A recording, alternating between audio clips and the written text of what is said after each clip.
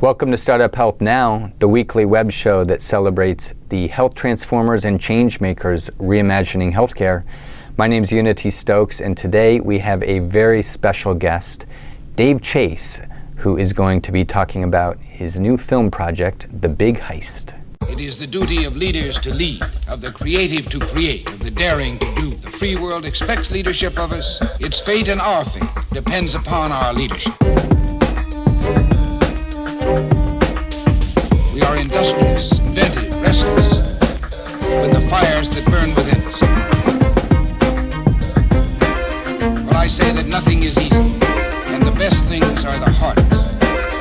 And all our troubles, all our immense difficulties, now and in the future, can I say, be solved if we have the will, the courage. The future is to those who take it. So we're here with Dave Chase for a very interesting conversation about The Big Heist, which I want to dig into here in a second. But first, a little bit about you. Dave, serial entrepreneur, health transformer you've been in startup health, so it's great to see you again. You're an author and now filmmaker. So tell us about that. Tell us about The Big Heist, why this film, and why now? Yeah, I mean, well, first of all, thanks for being on. Long-time listener, loved the show. But really the backdrop was, having been in the industry a fair amount and certainly dealt with the challenges as an entrepreneur, there's no shortage of dysfunction in healthcare, that we're all trying to fix collectively. And frankly, we've all contributed to it unwittingly. And each time that I looked at some dysfunctional aspect of healthcare, did the kind of Toyota lean startup thing of asking why 5 times to get at the root cause, it always came back to we don't purchase healthcare very smart. And you have this real dichotomy that between the status quo, which is really underperforming given the talents and smarts and passion, not to mention dollars we put at it, and then something I've been calling Health Rosetta, which is kind of this blueprint, which is practically utopia by comparison. And I kind of said, well, that's just a marketing problem, right? Everybody would want that.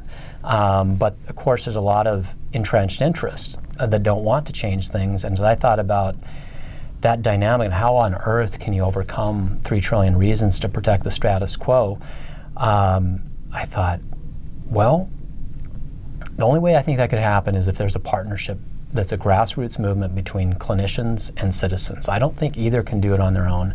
And the good news, in air quotes, is clinicians are even more dissatisfied with the status quo. We've got horrible rates of burnout and even suicide amongst our doctors and nurse friends. And so then it was like, okay, that's easy. How do you, easy to say, how do you get that grassroots movement to happen? And I thought back to huge movements that have happened for big problems in our society, whether it's civil rights, climate change, food. These things didn't happen top down. They came from the bottoms up. And if you dissect those, take civil rights. MLK, I think he ended up standing out because he was the savviest user of media at that time. Today he'd probably be a YouTuber and probably do Facebook livecast, but then it was using the national media. More recently, if you look at climate change, I would say the 2 biggest factors on driving change were Al Gore's film, The Inconvenient Truth, yeah, and the city/county climate declaration. And so it was then, up until that moment, there had never been a moment in my life I'd even thought about making a film. I thought, that's the only way I could conceive of catalyzing this kind of movement. There's a lot of great talent that wants to move things in the right direction, but how do you get the broad general public on board with that? And so that really triggered. So you've been thinking about this for a few years now. Yeah, I mean, I've been thinking about, even back to the startup days, the reason I did all the writing that I did during that phase, it's a great way to do market discovery and find the gaps in the market. And as I did that, I started pulling on that string, and you're finding these incredible organizations on the delivery side that, one of them has a tagline, twice the healthcare, half the cost, 10 times the delight. And it's not just a tagline, they're delivering it. And they're really living the future. And so that's kind of when I coined this expression, Health Rosetta. Said, healthcare is very indecipherable to a lot of people. How on earth do you solve this complex, multifaceted industry? And I thought, well, there's the Egyptian hieroglyphics were decoded by the Rosetta Stone, thus the Health Rosetta.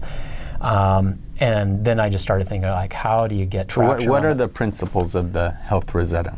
Yeah, I mean, basically, there's two main categories. There's how to purchase healthcare smart, which is kind of a blueprint. Is this for consumers or industry? It's really public. Any purchaser of healthcare, it could be an individual. In most places, it would be either the private sector, like in the U.S., where employers play a big role. They're the single biggest purchaser of healthcare as an aggregate group. Obviously, the government's got a big role to play. So it's really agnostic to who purchases, but how do you purchase it smart? And then the guiding principles of Health Rosetta are really, how should the industry respond? How do you even think about these problems? This is a very different landscape, and you probably remember, having also spent time in the digital media world, the Clue Train Manifesto that was very forward-looking when it was published in 98, 99. And myself and Leonard Kish, who I collaborated on with these principles, both were heavily influenced by that. And you go back and look at it today, and it's like, well, almost seems obvious. Back in 98, 99, it was like kind of a head scratcher to a lot of people.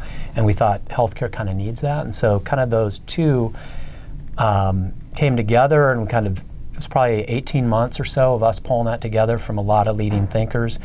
And then it came like, well, how do you start to get the word out? And this is where I started thinking about the grassroots movement. Big Heist is sort of this culmination of telling this story using the medium of film. Yep, it's a very powerful medium, and it's is not it going to be a documentary, or what's the we style? describe it as a satire. There's been some fine documentaries, very PBS worthy. I would say the only film that's really taken on healthcare that's attempted to use humor, which I think the only way you reach the broad general public. I mean, wonks like you or me might watch the PBS worthy documentary. I think the only... So more like The Big Short. Very much. Our deck we share with investors, we have The Big Short plus An Inconvenient Truth. Okay. I think the only...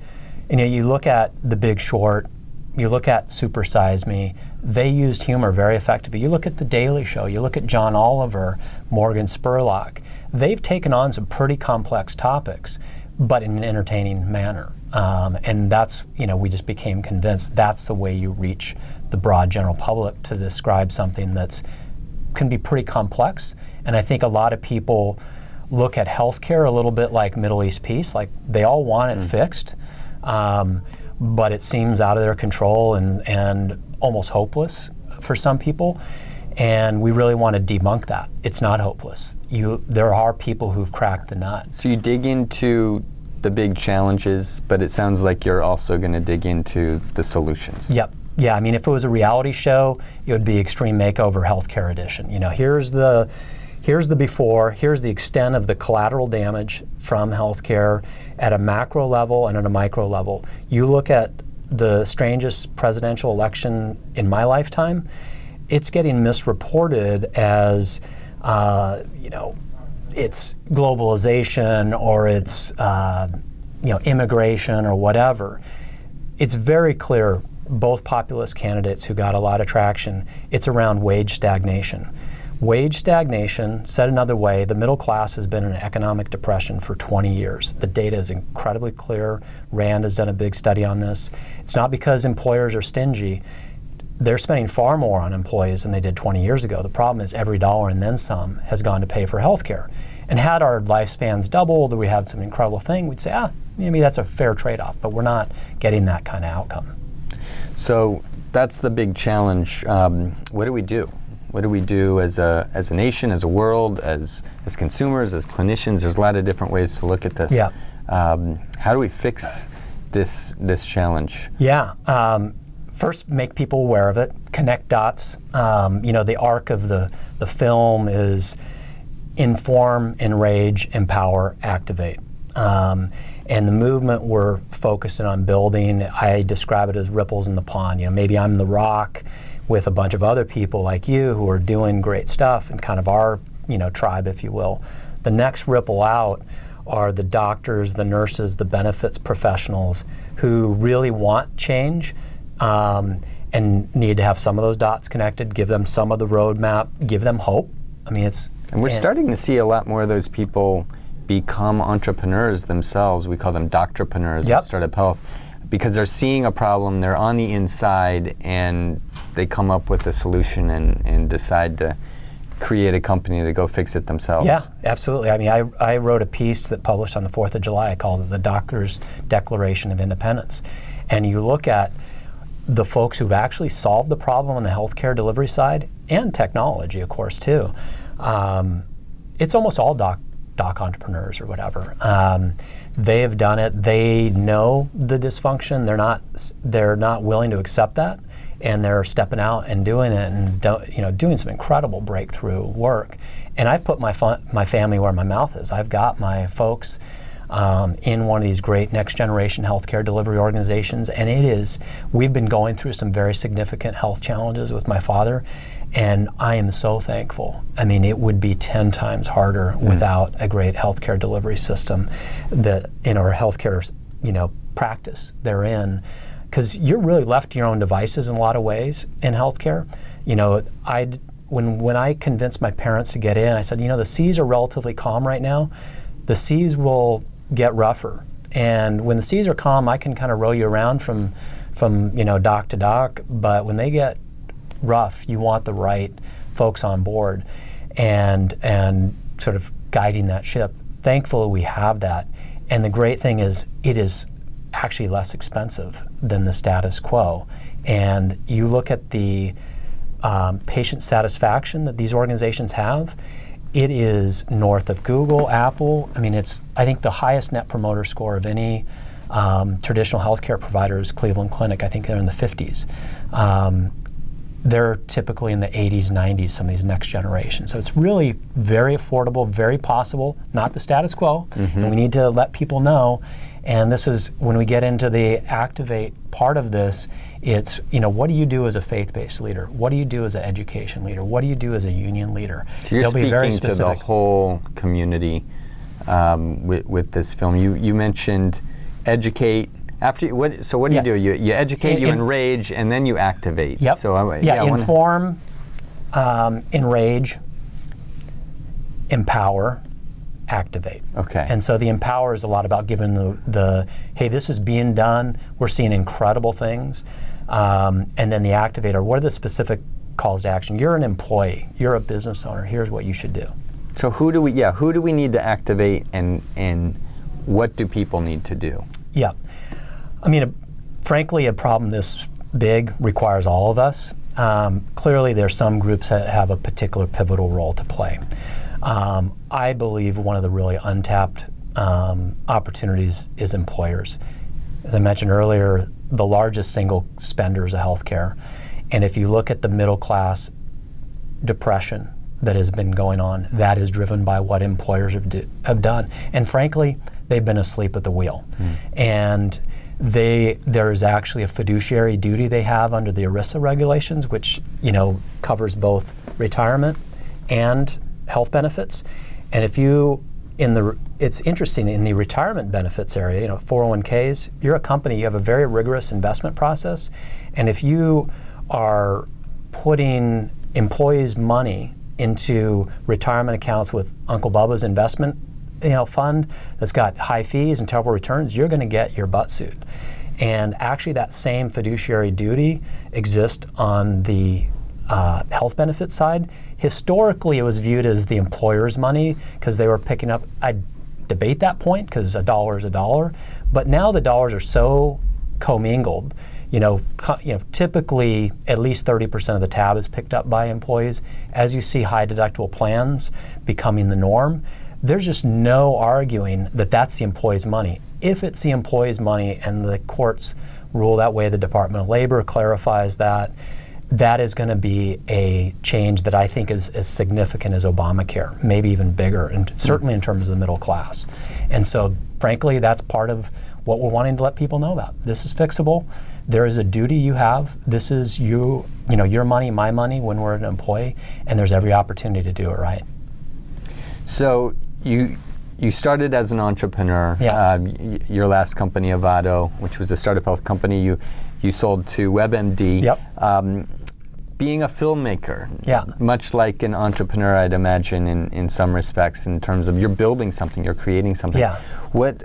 Tell us about that. Tell us about the journey, the transition to becoming a filmmaker, Yeah. and maybe some of the lessons learned from being an entrepreneur that you're carrying over. I guess I just like being stupid again, because it's a whole new learning curve. And the thing is, I wish I'd realized a little earlier in this process how much it is exactly like a startup. It is another startup. And the same sort of things you do in terms of funding at different stages, selling your idea, building a world-class team, taking it out there, raising money, getting the product built, distributing. I mean, it's remarkably like a startup. So as I finally, clued in that it's actually a lot like that, frankly, it's given me a little more confidence, because I thought, oh man, I don't know what the heck, is going on in this film stuff. And of course, there's plenty I still have to learn. But I've partnered with folks who are, very seasoned, very experienced out of both the traditional filmmaking world, and my business partner, he's founder of a next generation movie studio that actually connects social media influencers, so like YouTubers, Viners, who've got millions of people, and they create direct to digital films and tap into that social media audience. And so, it's very applicable. I mean, in our world, one of the social media celebrities is, Dr. Zubin Damania, right, also known as ZDogg MD. And he's an incredible creative force. And so he's part of the team too, to really help us bring this message. And he's one of these folks who's got that talent, right? I mean, he's like a Stephen Colbert or a John Oliver, and or a Jimmy Fallon. I mean, he's incredible. So you've been really organizing a lot of unique talent around the table with you for this. It's exactly initiative. like a startup. Like you can be a great startup CEO if you know how to assemble a world-class team, and if you just listen well. I think that's a lot of the battle. And so that's served me well in the past, and that's what I'm doing. It's like, we need the best person in this. We need the best person in this. And certainly as we launch the crowdfund, we've brought together, because that's really all about creating this movement. And so we've brought both people together in the deeply experienced in the crowdfund space, but also one of the folks actually who's living and breathing this health rosette I talked about. He was very integral in getting this whole cities, counties climate declaration deal going. That it started in Seattle/King County, which is the county Seattle's in. Ultimately, Bloomberg and others came on board, and I was just actually looking at him as a HR leader, because he's doing some really smart things. And he's like, I'm actually a community organizer. It's like, oh yeah, like Barack Obama. He's like, yeah, he's like, I'd love to be involved in helping get this movement going. I'm like, great. And it's amazing as you start. So is that why you made the decision to start with the crowdfunding concept to really rally everybody behind this? Yeah, I mean, really that ripples in the pond. It's real. I mean, certainly would like to raise money, of course. But the overriding reason is it's the first phase of really catalyzing this. And where can people learn more about getting involved with the project? Yep, they can go to bigheistmovie.com, or they can follow us on Facebook. We got a Big Heist Movie page, and we're going to have, or on the Seed and Spark is kind is a Kickstarter for indie film. Actually, another connection to our industry. We've worked a lot with Athena Health, and Holly Spring, who runs the PR and social media for them. She had a great connection there. I love supporting startups. They're doing some really creative stuff. They actually just came out of Techstars. They're coming up with some interesting things, and so we're kind of a tentpole film for them. And they're actually the most successful crowdfund place on the internet for indie film. They have a very high success rate and are very dialed into the challenges here. So wave a magic wand for us, and this film, The Big Heist, accomplishes your dream. What happens? Yep. It's these groups I mentioned earlier. It's PTA leaders, it's business owners. They're each going to have related calls to action of what they can do. We'll focus in on the business owners. We are also building something that I draw this analogy with LEED and fair trade in terms of how they helped accelerate, in the case of LEED, the green building movement, in the case of fair trade, kind of like things like coffee, kind of a fair way of doing business with like third world countries. We're going to have Health Rosetta certified professionals, just like there's in LEED, there's LEED certified professionals, products, and buildings, whether it's a school or high rise or whatever. And so we'll have Health Rosetta certified benefits consultants they can work with. So they should not work with somebody who isn't certified, or should just say they should work with the Health Rosetta certified professional. And as that gets built out, they will want to have in their benefits plan Health Rosetta certified components. And guess what? Really bringing it back to the startup audience, as I think about what's the most fertile ground the transformers can go into, it's into these next generation healthcare delivery organizations. Those are the ones thinking about the future and really. They're doing it. They're living. They have to. They will die if they don't get this kind of software. It's not. Sometimes organizations can say the right words, in terms of some of the incumbents, but it kind of ends up being innovation theater. And so, from my experience earlier in my time with healthcare, I found the best way to get these established players to really move is to get their competition doing things, and that really ignites them, and then they can do great stuff. But they're not going to probably move as fast as we want, and so these next generation players is what the smart healthcare purchasers, whether it's private or publics, should purchase from. And then that will naturally lead to this. And in fact, the government's a great example. You think about the government as a policy-making entity, but think of them as one of the largest employers in the country.